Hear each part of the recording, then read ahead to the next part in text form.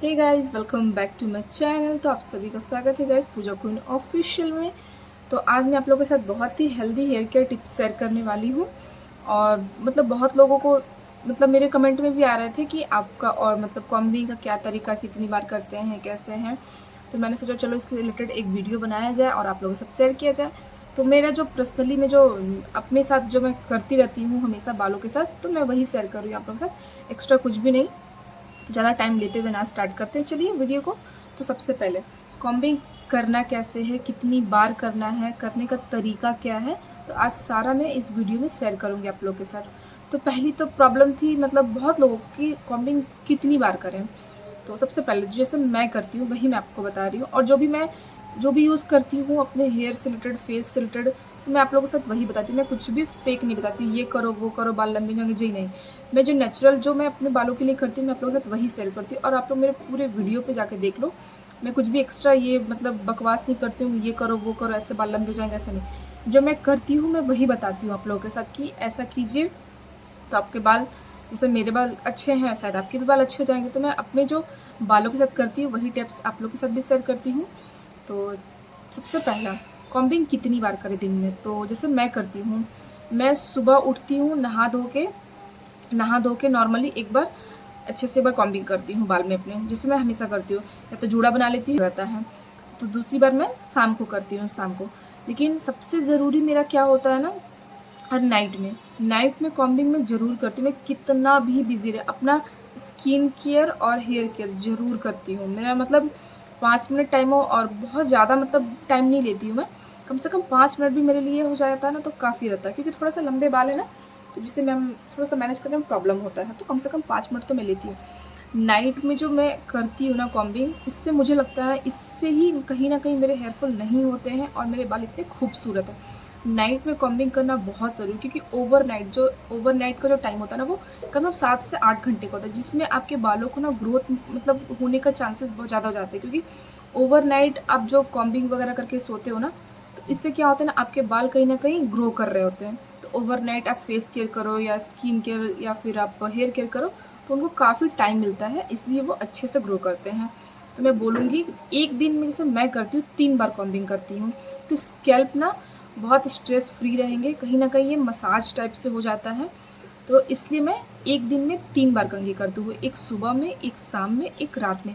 अगर मैं शाम में स्किप कर भी दूँ तो रात में नहीं करती हूँ। अगर बाय चांस मुझे कभी टाइम नहीं मिला या फिर मन नहीं किया या फिर तबीयत ख़राब रहा, तो मैं शाम वाला मिस कर देती हूँ, लेकिन रात वाला मैं बिल्कुल भी मिस नहीं करती। मैं रात में ज़रूर कॉम्बिंग करती हूँ। रात में कॉम्बिंग मेरा सबसे इम्पॉर्टेंट काम हो जाता है, कि मुझे करना है तो करना एनी हाउ। तो मैं रात में ज़रूर कॉम्बिंग करती हूँ।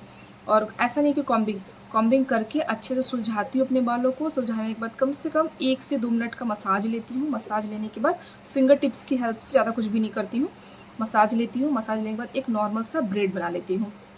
तो ये मेरा रूटीन होता है। और फिर अब मैं कॉम्बिंग करती तो हूँ एक दिन में 3 बार, ठीक है। लेकिन मैं कैसे करती हूँ तो ये भी बता दूँ। और बहुत लोगों को रहता भी है कि आप शैम्पू के टाइम पे, ऑयलिंग के टाइम पे कैसे कॉम्बिंग करते हो। तो पहले बता दूँ, शैम्पू करने से पहले जब भी मैं शैम्पू करती हूँ ना, तो मैं ज़रूर जैसे शैम्पू करने जाना भी 5-10 मिनट पहले, तो मैं कॉम्ब ज़रूर करती हूँ अपने बालों में, ज़रूर अपने बालों को सुलझा लेती हूँ। अब क्यों सुलझाती हूँ ये भी बता देती हूँ। इसलिए सुलझाती हूँ ना कि मेरे बाल ना अच्छे से कहीं न कहीं सुलझ जाएँ, जिससे ना शैम्पू के टाइम पे कम से कम हेयर फॉल करे, हो। इसलिए मैं हमेशा शैम्पू से पहले 5 मिनट पहले अपने बालों में कॉम्बिंग ज़रूर करती हूँ। और हो सके तो आप लोग भी कभी आज़माइए और फिर मुझे बताइएगा। शैम्पू से पहले अगर आप कॉम्बिंग कर लोगे ना, तो इससे क्या होंगे ना, आपके शैम्पू के टाइम पे कम हेयर फॉल होंगे। अगर इसके बाद अगर किन्हीं को प्रॉब्लम रहता है ना कि शैम्पू के टाइम पे भी कॉम्ब करने के बाद भी शैम्पू के टाइम पे हेयर फॉल हो रहे हैं, तो फिर आपके ना शैम्पू को एक बार चेंज करके देखिए, शायद शैम्पू से समझ में आए। आपका स्कैल्प टाइप देखिए, उसके बाद अगर इससे भी हेयर फॉल हो रहे हैं तो कहीं न कहीं आपको हेयर लॉस की प्रॉब्लम है। आप अपना शैम्पू चेंज कीजिए, आपका जो रूटीन है वो चेंज कीजिए। आई होप आपको समझ में आ रहा होगा मैं क्या कहना चाह रही हूँ। ये शैम्पू का रूटीन हो गया, ठीक है। उसके बाद ऑयलिंग, ऑयलिंग के टाइम पे कैसे करें। तो जब ऑयलिंग में करती हूँ ना, तो उससे जैसे मुझे ऑयलिंग करना है तो सबसे पहले मैं बालों को अच्छे से कहीं न कहीं बालों में कंघी कर लेती हूँ। ये मेरा ज़रूरी होता है, क्योंकि ऑयलिंग के टाइम पे बाल उलझेंगे, एक तो पहले से उलझे हैं और फिर उलझ जाएँगे, जिसके कारण हेयर फॉल मेरा और बढ़ जाएगा। तो ये मैं बिल्कुल भी अवॉइड करती हूँ।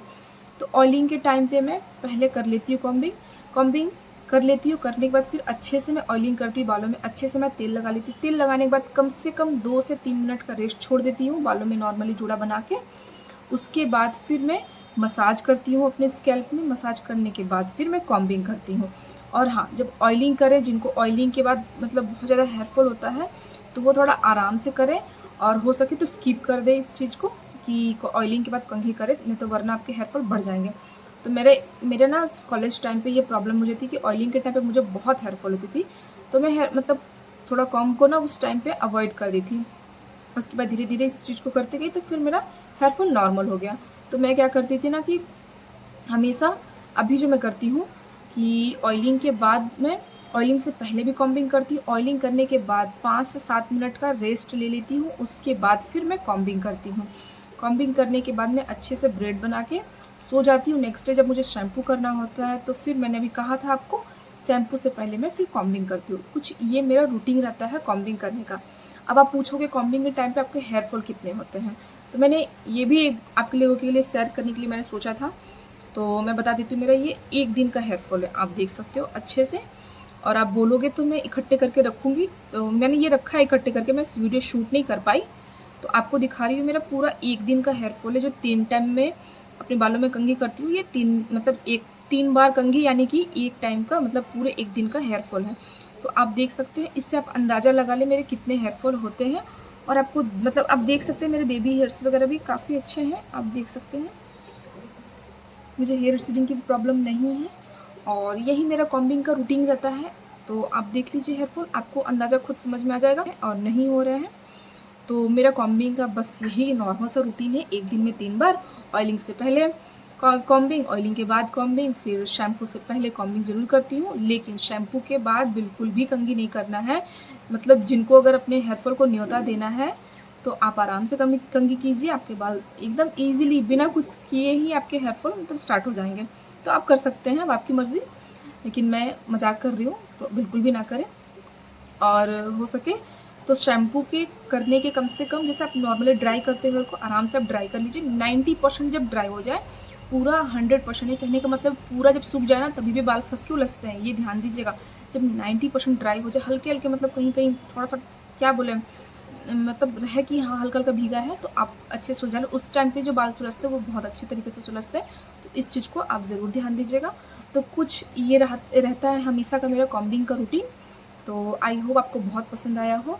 तो कैसा लगा प्लीज़ कमेंट कीजिएगा, और कोई भी कन्फ्यूज़न हो तो प्लीज़ मुझे कमेंट कीजिएगा। और बहुत लोगों को शिकायत रहती है कि आप रिप्लाई नहीं देते हो। जब मैं बिज़ी रहती हूँ ना तो मैं रिप्लाई नहीं देती हूँ, तो माफ़ कीजिएगा, मैं दिल से सॉरी कह रही हूँ आप लोगों से। तो प्लीज़ इसको अवॉइड कीजिएगा, और प्लीज़ प्लीज़ मुझे माफ़ कीजिएगा। और जब मैं फ्री होती हूँ ना तो मैं कमेंट देखती हूँ, मैं फिर रिप्लाई भी आप लोगों को देती हूँ। ऐसा नहीं है कि मैं आप लोगों को इग्नोर करी, मैं बिल्कुल भी नहीं। तो मैं कोशिश करती हूँ कि आप लोग को रिप्लाई दूँ। तो बहुत बहुत धन्यवाद कि आप लोग मेरी वीडियोस देखते हैं और आप लोगों को पसंद। और प्लीज़, तो मुझे बहुत ज़रूरी है आप लोगों की सपोर्ट की। तो मेरी वीडियोस कैसी लगती हैं तो प्लीज़ बताइएगा। नेक्स्ट वीडियो क्या आप लोगों के लिए डिमांड पे मैं बनाऊँ, तो प्लीज़ मुझे कमेंट करके बता दीजिएगा। तो लाइक शेयर कमेंट सब्सक्राइब करना बिल्कुल भी ना भूलें, और कमेंट ज़रूर कीजिएगा, ताकि मुझे इससे पता चलता है कि कुछ मैं अच्छा कर रही हूँ, या फिर मेरे सब्सक्राइबर या फिर जो मेरे चाहने वाले उनको पसंद आ रहा है, तभी लोग मुझे कमेंट कर रहे हैं। और मैं कोशिश करती हूँ जो कमेंट कर रहे हो उनको मैं वीडियो के थ्रू आप लोगों के साथ फिर शेयर कर पाऊँ। तो बस यही रहता है मेरा।